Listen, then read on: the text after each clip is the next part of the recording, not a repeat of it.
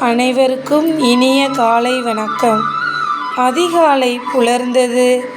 ஆண்டாள் தன் தோழியர்களை எழுப்பி மார்கழி 6ஆம் நாளான இன்று கண்ணனை வணங்க செல்கிறார்கள்.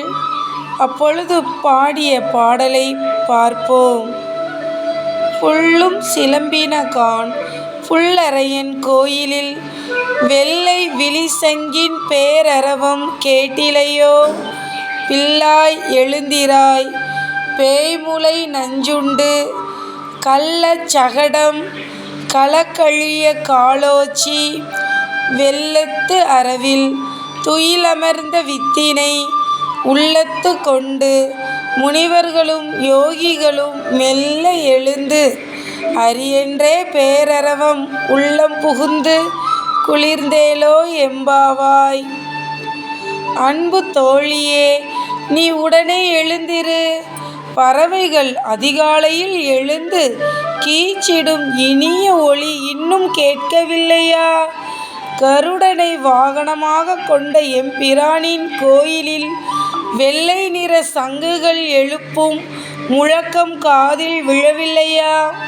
பேய் வடிவம் எடுத்து தன்னை கொல்ல வந்த பூதகி என்ற அரக்கியிடம் பால் குடிப்பது போல் நடித்து அவளது உயிரை பறித்தவனும், சக்கர வடிவில் வந்த சகடன் என்ற அரக்கனின் உயிரை குடித்தவனுமான கண்ணபிரானை யோகிகளும் முனிவர்களும் ஹரிஹரி என்று அழைக்கும் குரலுமா உன்னை எட்டவில்லை?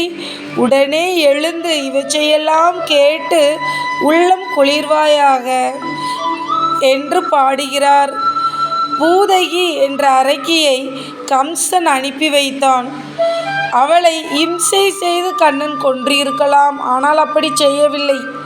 அவனுக்கு பால் தந்து தாய் ஸ்தானத்தை அடைந்து விட்டாளே, அந்த தாய்மையை பாராட்டும் விதத்தில் அவளது மடியில் அமர்ந்து பாலை குடிப்பது போல் அமைதியாக உயிரை குடித்து அவளுக்கு மோட்சமளித்தான் எம்பெருமான்.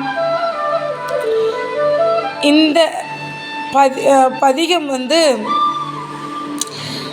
எந்த திருப்பதிகத்தை வச்சு பாடுறாரு அப்படின்னு சொல்கிறாங்கன்னா, கேரளாவில் ஆலப்புழையில் இருந்து 25 கிலோமீட்டர் தூரத்தில் திருவமுண்டூர் அப்படிங்கிற ஒரு ஸ்தலம் இருக்காங்க, திருத்தலம்.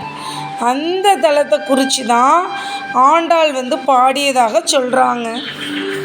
சரிங்க, நன்றி. நான் உங்கள் தமிழ் மாணவி முத்துவேல் கல்கேன்.